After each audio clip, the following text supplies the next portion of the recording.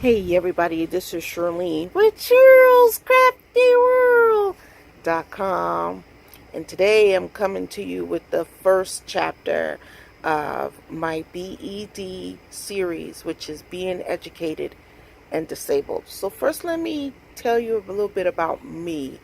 I have an AA, a BA, and an MBA in business and marketing. I was going along with my life, started getting sick, different little things started happening. They couldn't really pinpoint it all. Sometimes I was made to believe that it was just in my head, but I know I dealt with a lot of fatigue and aches and pains, and different things were just off. My body was just off. I started studying for my PhD, and I think the stress of that complicated things even further. And before I knew it, I went for a physical, and my regular doctor, who had been my doctor for about 10 years, said to me, "What is this lump in your neck?" And I said, "Well, the endocrinologist looks at it. He's done a couple of biopsies. It's been a couple of years." And he was like, if he's checking over here, the cancer could be over here. So just go get it checked. So I went and got another biopsy done. And I think I knew during the biopsy, because it's called a fine needle biopsy. And the last poke really hurt. And actually blood started to run down my neck. And he gave me a Band-Aid and everything. And I said, "That last one really hurt, Bob." I think it was then that I kind of knew something was up. But they called me a week later and said, "Can you come to the office right away?" And I said, like tomorrow? She said, "No, like within the hour." So just so happened my husband was home at the time, and I told him, and we went down to the office. It was the longest and quietest car ride I ever had with my husband. And then when we got there, they still had us sit for another half hour before he called me back. And he came in the room probably about 5-10 minutes later and sat down. He said, "Okay, we got your results back from your biopsy, and sorry to say you have cancer." So I just said, "Okay, well, what we got to do, take care of it." I still wasn't crazy or, crying or acting a fool or anything. And then he said, "It's stage 3, we got to move quick." And I was like, whoa, that kind of took me aback. So I looked over at my husband, and he looked at me, and I still was okay. It didn't hit me until I had to come home and tell my kids, and to see the fear in their faces. That's when it hurt me. Our kids are so dear to us, and to have to share that news with my son, who was like, "I'm not trying to get rid of my mom. I'm not trying to, have you die on me." And yeah, we're not even going to speak that. So anyway, fast forward, I had surgery. I had to go through radiation treatment, and everything was going along fine. I had a lot of side effects from the radiation, a lot of problems. And so, but I was still doing decent living. I was still scrapbooking and crafting, and things were I had to take my time because I would get tired and stuff. But then I went on a trip to Arizona with my husband, to go see my son. And my son was doing, is it MMA? He was, when they fight in a cage, he was doing that. And he won his fight. So I went to go stand up to cheer for my son, because we were sitting in bleachers. And my legs gave out, and I fell right back down into the bleacher. And I just sat there stunned. Like, what just happened? I was scared to even try and stand up again. I was able to. My son came and helped me to the car. But the next day, I spent the whole day crying in the hotel because my back was killing me. So we come back home from my trip. And one day, I'm sitting here in bed, and I feel my left leg going numb. I'm talking from the hip down. And I'm like, something's wrong. My leg's going numb. So we called the nurse. I have Cigna. We called the Cigna nurse. And they were like, "You need to get to the emergency room right away." And I'm thinking, it's not that serious. I have a girls' day tomorrow. We're going scrapbooking all day, and I'm gonna be demonstrating my direct sales business and everything. And no, I'm not. No, I'm not going to spend 6 hours in the ER, waiting to get seen because I'm not, bleeding or dying. So I go to my girls' day. The whole day, my back was killing me so bad, so bad I could barely walk. So, and my leg was numb. Like, so one lady said, "Hey, I'm going home to feed my dog. I'll give you a ride home." I said, "Okay." So I packed up my stuff and we packed it in her car. And one of the ladies says, "I'm going to walk with you because you walking like my 90-year-old mother." And I said, "Okay." So we walk to the car. We get me in the car. I literally had to lift my jeans to get my left leg into the car. It was that numb. So we get to my house. I go to get out the car and I fall. And the lady tried to catch me, but down I went. We tried to get me up, but my legs was not having it. Went and got my neighbor. He tried to get me up. My legs was not having it. We had to call 911. I get to the hospital and they tell me that I have severe spinal stenosis of the middle back. This is after several x-rays and my MRIs, and that I need surgery, and that no surgeon's going to touch me because I'm too big, and they're going to send me to physical therapy. That was the beginning of where I am today. So I have been on a walker now for 3 years, and then just this year my knees decide they're going to start giving out. And so that is when I really started to panic, because on the walker I could go places. I could still get down the stairs. I could, still go places with my husband. But with my knees giving out, and it can happen at any given time. A lot of time it's a lot of pain. I've seen an orthopedic and he's just been giving me cortisone shots in my knee, which helps with the pain, but it don't keep the knee from giving out. Okay? So now my husband has to work. He's the only one working, and we survive on his income. So he has to leave me, and we can't afford a home health nurse to come in and stay with me, and we don't have any family that can come stay with me while he's at work. So our fix to that was for me to stay in bed while he's at work, so that I don't risk the chance of falling somewhere in the house. And a lot of times he'll bring things to the bed for me, like my crafting supplies and stuff like that, so I have something to work on while I'm here. So it was the new normal of dealing with life after thyroid cancer, stage 3 thyroid cancer, was hard enough, because the thyroid is the motherboard of your body. So your hormones are out of whack. Everything is just, the medicine only provides 70% of what your thyroid do. So you had a 30% deficit at all times. Okay, so I'm sitting here thinking, what am I going to do? I went through so many phases, you guys, of depression, of God, why me, all of that.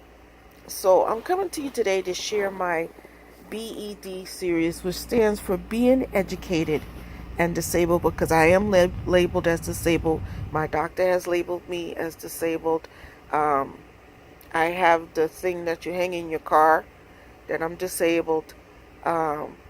He said it's going to be a while, because of my disability, I'm not able to really get in a gym or whatever to get the weight down. So I'm having to do it very slowly, which is, I exercise in bed. I get up, even just a trip to the bathroom, I am huffing and puffing because my body is working so hard just to hold me up. I'm going to have some guns, I tell you that, because my arms have been doing a lot of what my legs can't. But anyway, in this series, I want to talk about, for today, I want to talk about being, okay? And being is defined as the nature and essence of a person. When you are disabled or dealing with chronic illness, it's hard to just sit and just be. because you were someone else before that happened. And now you have this new normal that you have to deal with. And it's like, whoa, you just sitting there like, what what is life going to be like for me now? Some people know, some people figure out along the way. There are many things that you deal with other people, with family. There are people who are okay with dealing with you with an illness and the changes in your life. And then there are people who don't want to be bothered, people who don't benefit from being around you anymore, so those people kind of like, I'm moving on. Um, your whole dynamic changes.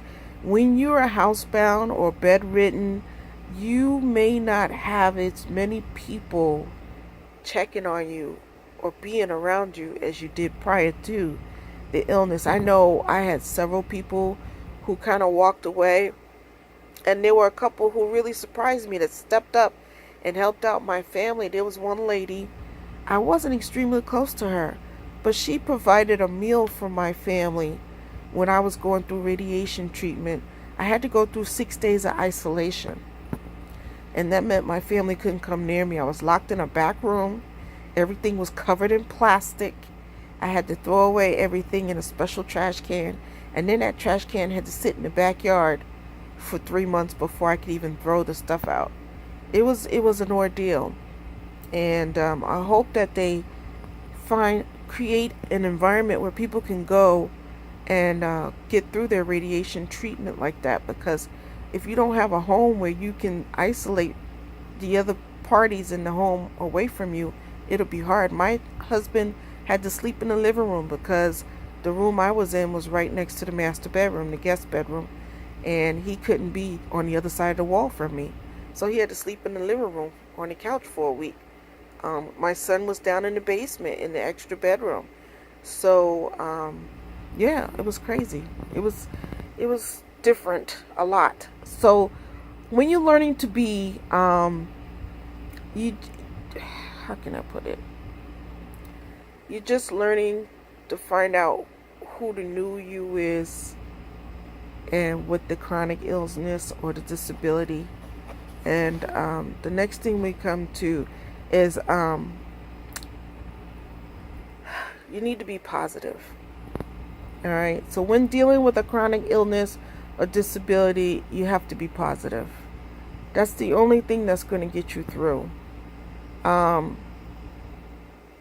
It's hard to be positive when to me it seems like my whole life was yanked from me. I kind of still had a little bit of life after the surgery and the radiation. Granted, my hair was falling out, my salivary glands weren't working right. I ain't never had so many, and I'm sorry if this is TMI, but I ain't never had so many yeast infections and whatever, that white stuff you get on your tongue, thrush. I ain't never had that stuff before. Let me see, what else did I deal with? Just the fatigue. Why they learned to balance out my synthroid, okay?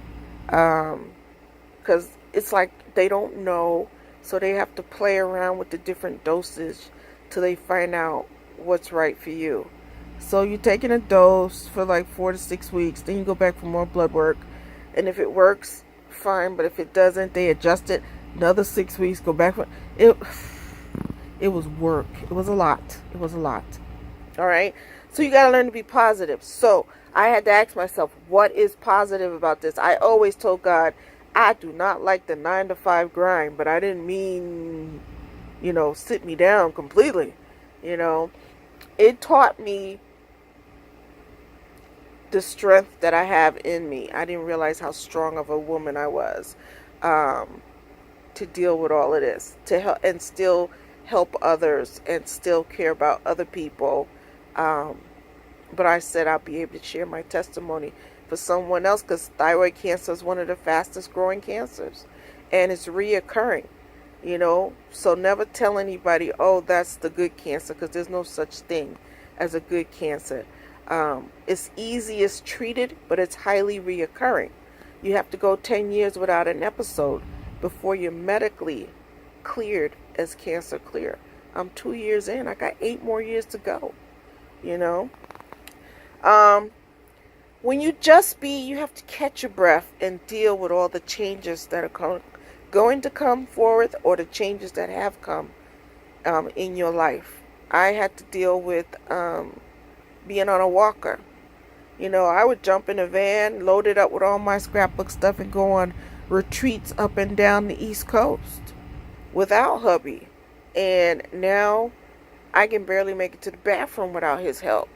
So, yeah, you just have to just sit and comprehend what's going on and stay positive. And the next thing you have to do is accept. It says learning to live your new normal. And you have to accept it with positivity. I could be here, woe is me, woe is me, woe is me. But you know what? My brain still works. My hands still work. I've even made so many new crafty friends and met new people. I am a child of God. So I still love the Lord. I don't blame God for this. I believe that this is my process, and I will get through it. Just like the diamond goes through its process. Before it's shiny, it has to be cut and dug out the ground and cut and shined. And so, you go through. You go through. We all have our journey. We all have our cross to carry. And I believe this is mine at this time. But I got to stay positive. I can still think. I can still speak. I can still see. I can still hear. Although my legs are weak, they tend to hold me up sometimes. But I have a walker to help me. My arms work, The weight is coming down. I'm down 5 pounds since last Monday.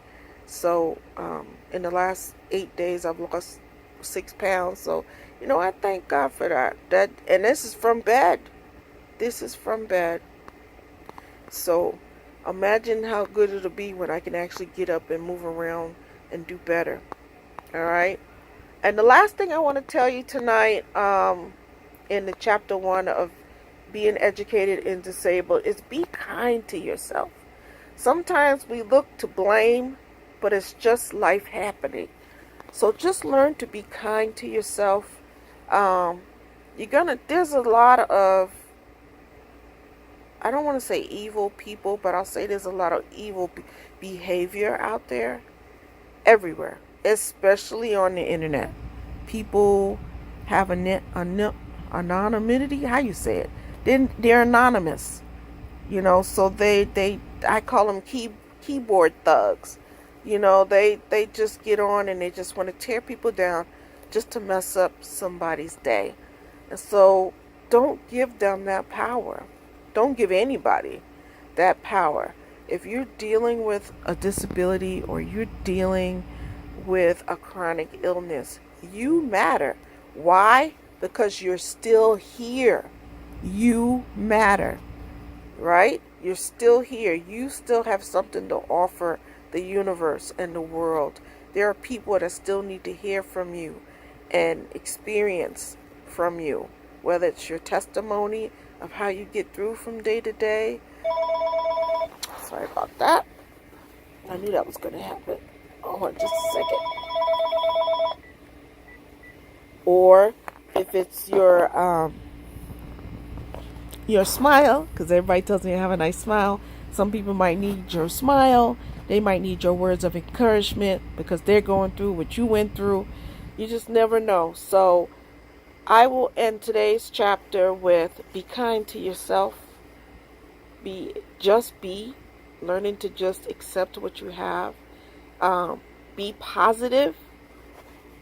And just learn that you are here for a reason. So we'll see you next Wednesday for part 2, where we'll probably talk about the Beatitudes.